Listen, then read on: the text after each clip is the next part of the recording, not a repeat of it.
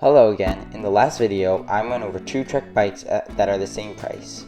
One was meant for real mountain bike trails, while the other was meant to ride on gravel roads or on city streets. In that video, we compared the components to see which discipline of cycling has better value parts.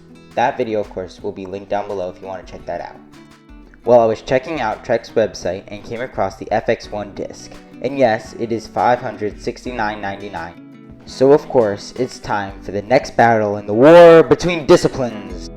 Just as some background information, the FX1 disc is the lowest level bike in the FX series, but there is a rim brake model which is cheaper. The Dual Sport 1 is also the lowest in its respective series too, but the Marlin 5 is the second lowest and probably its most popular bike in its own series. As another disclaimer, I do own the Marlin 5, and it's also very important to note that all the bikes and respective parts I'm referring to are from the 2021 models. Starting with the frame, we can see that Trek's Marlin 5 is made with Alpha Silver aluminum frames, while both the Dual Sport and FXs are made with Trek's Alpha Gold aluminum frames. The difference between the two is very subtle, but the gold frame is generally more durable and lighter than the silver frame. All of the frames have internal routing and cable and mount mounts and kickstands too. The FX and Dual Sports bikes comes with the same handlebars. They both are made with steel and have a 30mm rise and a 25.4mm width. The Marlin 5, on the other hand, is made with alloy. The Bontrager flat bars found on the Marlin only have a small 5mm rise and is 31.8mm thick though. Alloy is lighter and stiffer than steel and likewise more expensive.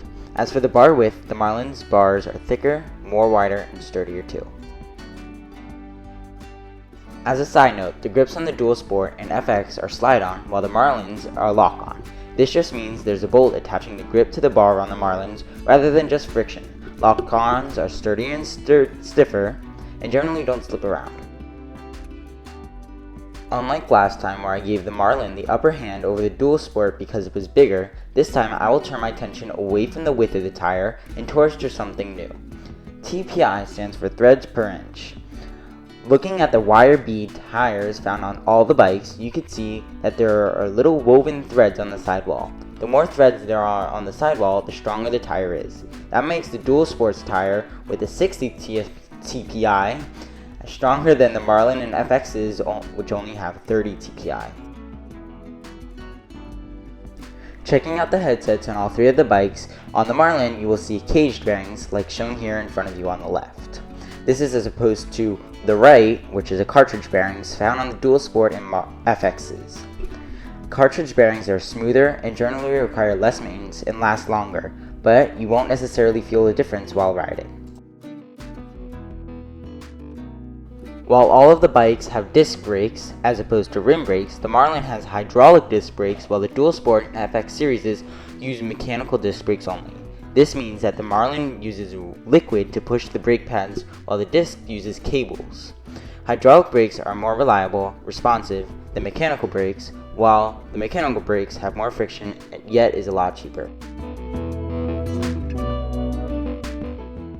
Both the Dual Sport and FX has the same exact drivetrain components. While they have a mostly higher-end, smoother Shimano Altis group set, the Marlin 5 only has an Altis shifter and the lower-end Torney derailleurs.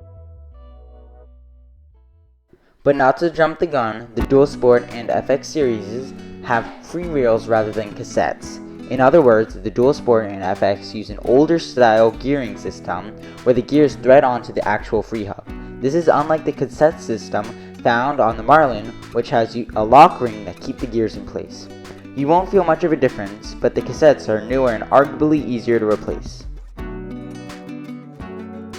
After adding up the weight of all the components, the 2021 Marlin comes out at a respectable 31.84 pounds. The Dual Sport 1 comes at a full pound less at 30.26 pounds.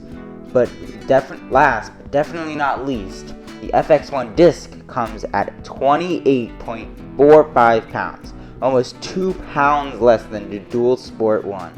To review, the Dual Sport and FXs have better frames.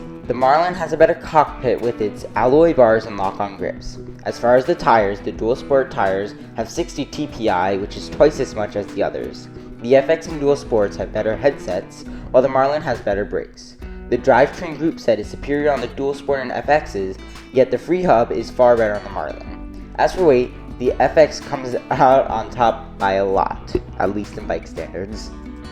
Thank you so much for watching this video, and if you want to see my other video where I compare the different specs on just the dual sport and Marlin, or you just want to see my video to see what I think of my Marlin, I suggest you go to the top right hand corner and press the I. Again, please like, share, and subscribe, just so you can help out the channel a little bit. Most importantly though, have the best day ever.